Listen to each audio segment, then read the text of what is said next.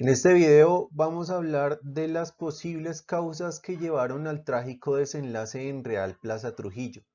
En la ingeniería estructural no siempre es un solo factor y más bien es la unión de varios errores lo que genera este tipo de catástrofes. Entonces, lo primero que tengo que decir al respecto es que este tipo de videos que ustedes están viendo, como el que yo les estoy presentando, no es un análisis definitivo, sino más bien es un aporte en el cual yo pretendo mostrarles a ustedes posibles causas.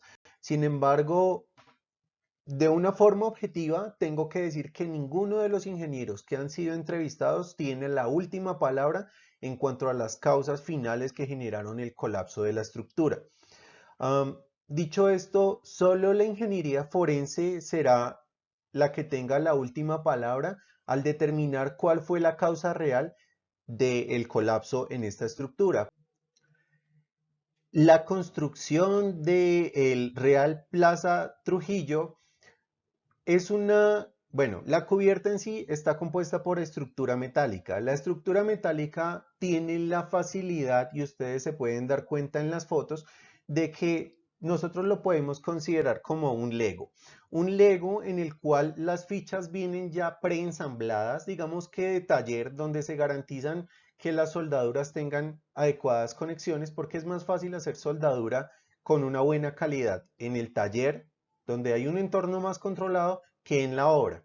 Entonces, para este caso, ustedes se dan cuenta que la estructura trae unos elementos ya prearmados, por decirlo de esta forma, y lo que se hace entonces es unir los elementos.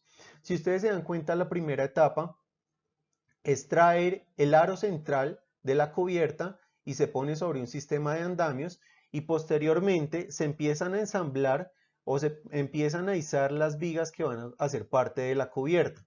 Digo vigas porque es por la configuración que tiene, estos elementos seguramente van a desarrollar momentos a flexión. Y si ustedes se dan cuenta, entonces aquí tenemos conexiones soldadas y aquí conexiones pernadas, que pues lo que van a hacer es facilitar ese proceso constructivo y pues garantizar una mejor calidad de materiales, por supuesto si se hace de forma adecuada.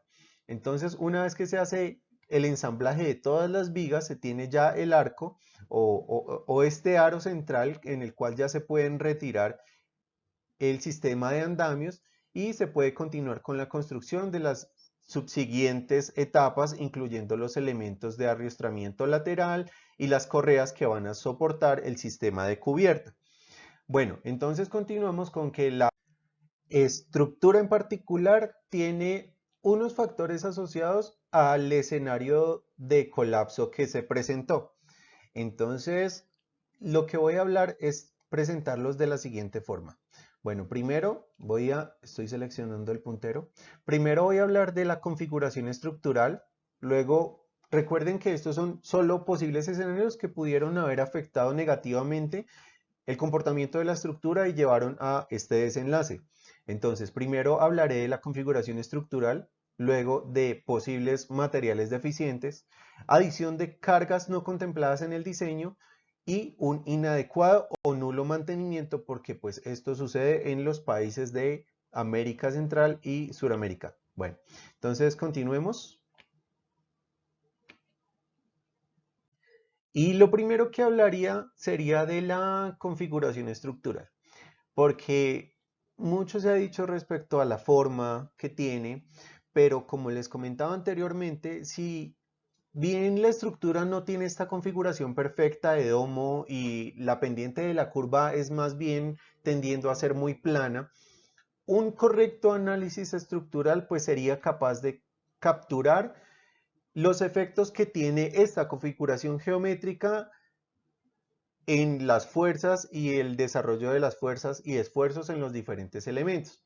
Entonces, para este caso en particular, tenemos que en este aro central se forman unas fuertes fuerzas de compresión dentro del propio plano del aro, ¿cierto? Entonces, cuando estas vigas intentan bajar por el efecto gravitacional, se desarrollan aquí unas fuerzas de compresión que el aro tiene que resistir para mantenerse estable. Entonces, fuerzas muy altas de compresión dentro de su propio plano y por el tipo de conexión que tenemos, que es una conexión soldada y pernada acá, entonces seguramente se pueden desarrollar aquí momentos negativos.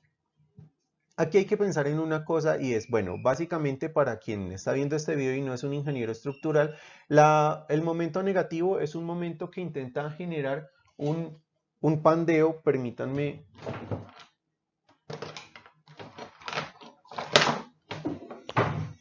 Es un momento que intenta hacer este efecto. Entonces, en una viga es lo que se conoce como flexión. Entonces, al desarrollar momentos negativos, quiere decir que estas zonas van a estar demandadas por flexión. Sin embargo, pues ese desarrollo de esos momentos en flexión también está asociado a la rigidez que tiene este aro lateral o este anillo central para ser capaz de restringir esa rotación acá en las vigas. Ahora bien, esto puede significar, porque si ustedes se dan cuenta tenemos una conexión pernada acá y acá, esto puede significar que sí, si bien se desarrollan momentos negativos en los extremos, también es posible que la rigidez a la rotación en este punto y en este punto sea baja y esto no se comporte como una viga simplemente empotrada, sino que más bien se comporte como una viga simplemente apoyada, donde la flexión ocurre principalmente es en el centro.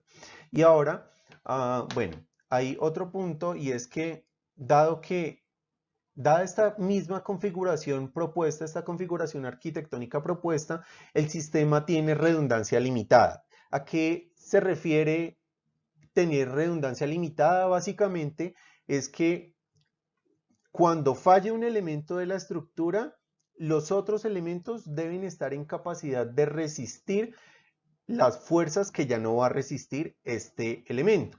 Entonces, si nosotros pensamos en que la estabilidad de esta cubierta está asociada a la estabilidad o a que este aro central se mantenga siempre en pie, podemos pensar que la redundancia de este sistema es muy limitada, porque, bueno, si bien puede fallar una viga, entonces las cargas se transmitirían hacia los otros elementos, hacia las otras vigas, y si estas vigas laterales están en capacidad de resistir esa sobrecarga por la falla local de este elemento, no vamos a tener un colapso generalizado o un colapso total como se presentó.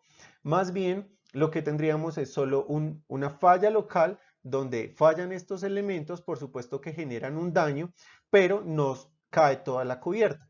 Entonces, lo que pasa ahí es que por la redundancia que tiene ese sistema estructural, no es capaz de llevar las fuerzas de un punto a otro en caso de que falle una viga.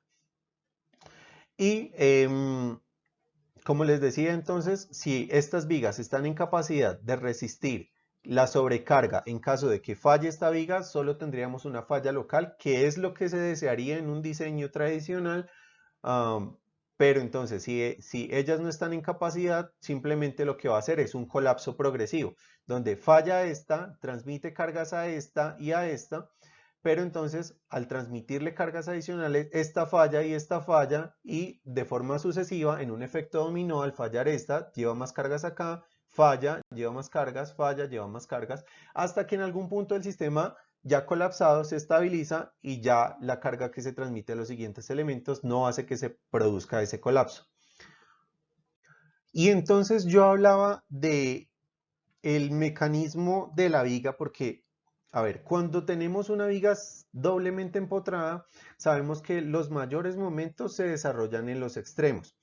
Pero si, por ejemplo, ya la viga no es doblemente empotrada, o si la viga es doblemente empotrada, pero ya ha plastificado, hablemos de que plastificar, de nuevo, para quien no es un ingeniero estructural, se refiere a que el acero entra en fluencia, es decir, cuando el acero empieza a tener deformaciones permanentes, inelásticas las llamamos, pero son deformaciones permanentes que no permiten que el material vuelva a su posición original luego de liberar la carga. Entonces, cuando se rotulan en los extremos o se generan esas deformaciones permanentes, ya la viga se comportaría como un sistema de viga simplemente apoyada. Y sabemos que un sistema de viga simplemente apoyada tiene sus mayores demandas a flexión en el centro de la luz. Si ustedes se dan cuenta, bueno, esto que les acabo de decir es el mecanismo de colapso de una viga. Entonces, primero se va a rotular en el centro, perdón, en los extremos de la viga y luego en el centro. Ya una vez que se rotula en el centro, el sistema es inestable y se produce colapso. Yo lo menciono porque quiero señalar que si ustedes se dan cuenta en estos elementos que tenemos acá, pues lo que observamos es que hay una falla en el centro de la luz. Ahora, hay algo particular en este caso y es que nosotros, como ustedes se dan cuenta en esta imagen, sobre todo cuando estamos trabajando con acero estructural, siempre esperamos grandes deformaciones antes de tener una falla en la estructura. Y en este caso lo que observamos es que el acero no fue capaz de deformarse hasta límites inelásticos o deformaciones inelásticas a las cuales nosotros esperaríamos que el material se deformara.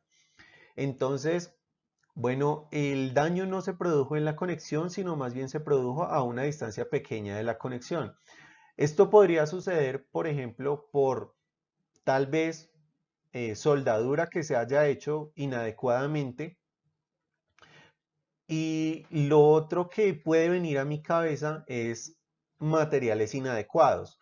Pero lo particular en esta foto es que no logro entender cómo, por ejemplo, un material inadecuado puede ser capaz de no fluir hasta el punto en que se vea este tipo de falla frágil.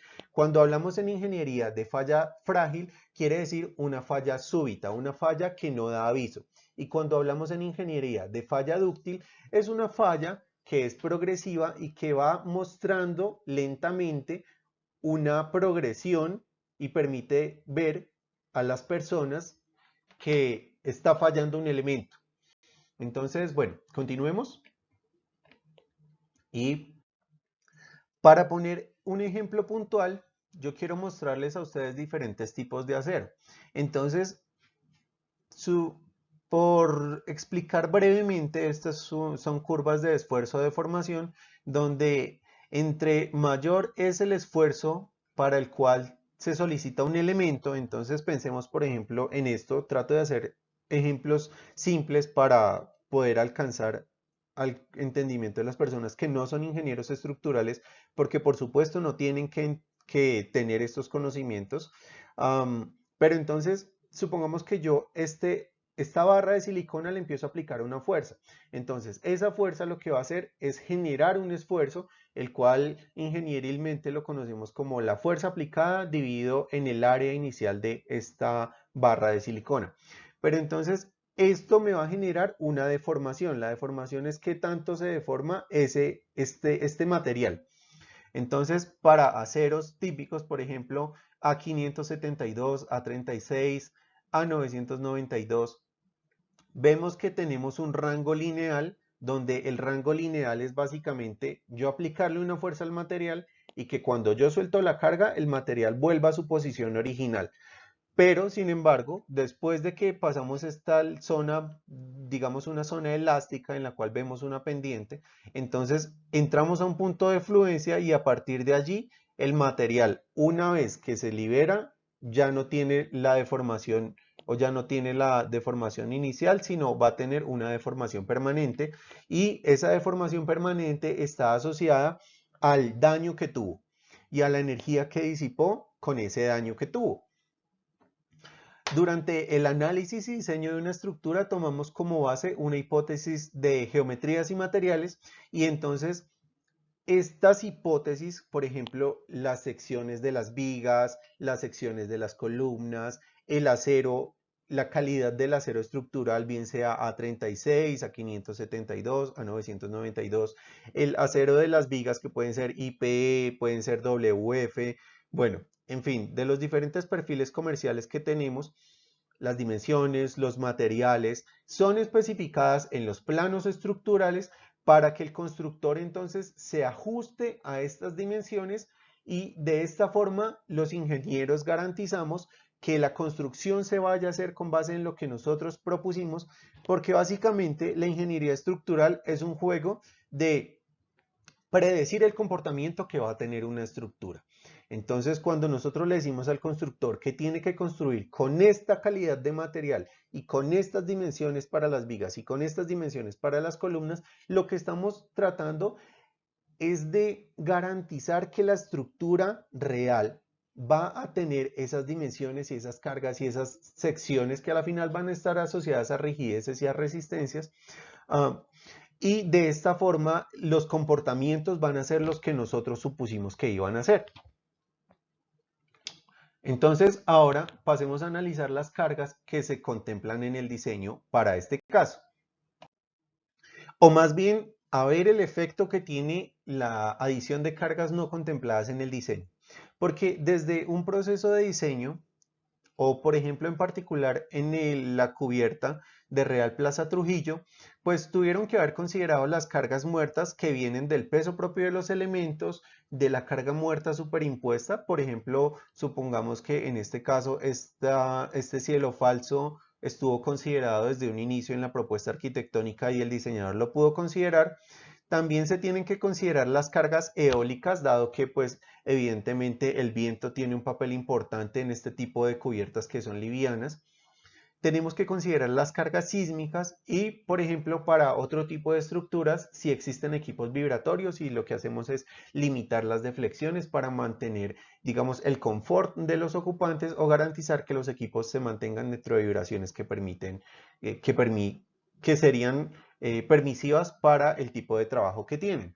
Entonces, algo que podría afectar negativamente es si, por ejemplo, en este caso, la carga de diseño muerta no contemplaba este cielo falso.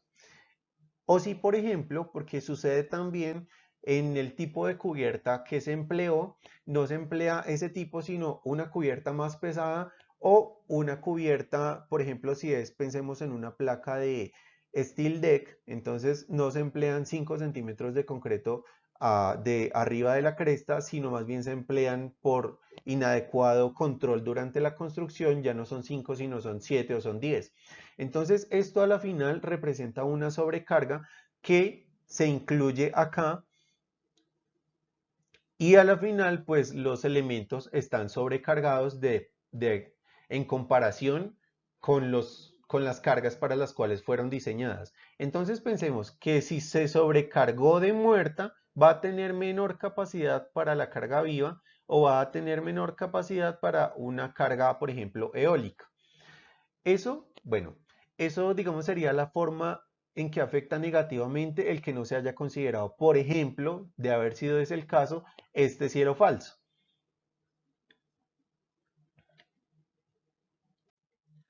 Y ya, por último, el último factor que podría desencadenar este tipo de eventos es la cultura de mantenimiento, porque si nosotros somos sinceros y vamos a la realidad, la verdad es que muchos propietarios de estas grandes estructuras no tienen la cultura de mantenimiento. Es decir, nosotros en Latinoamérica no contamos con ese hábito de prevenir que las cosas se dañen, sino más bien de reparar o en teoría hacer que funcione lo que se está dañando o lo que está dañado.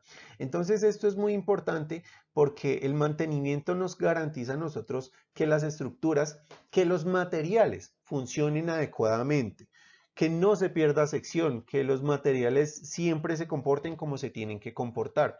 Porque, por ejemplo, yo quiero resaltar que en las fotos que vi no tengo muestra de que, o no encontré evidencia de que hubiese corrosión, pero si la existiese, entonces esa corrosión reduce la capacidad de los elementos porque genera pérdida del área y pues evidentemente entre menos área, menor es la capacidad para una fuerza determinada que actúa en los elementos. Entonces, el mantenimiento no se tiene que realizar solo a las estructuras, sino el mantenimiento lo tenemos que realizar siempre a todos los elementos que componen, por ejemplo, en este caso, la edificación. Entonces, trayendo algo que se habla también es el tema de la sobrecarga por las lluvias. No estoy diciendo que sea eso, pero si es eso, entonces a pesar de que la causa es una sobrecarga, pues la causa subyacente vendría a ser que no se hace un adecuado mantenimiento y entonces se tapan los desagües de aguas lluvias.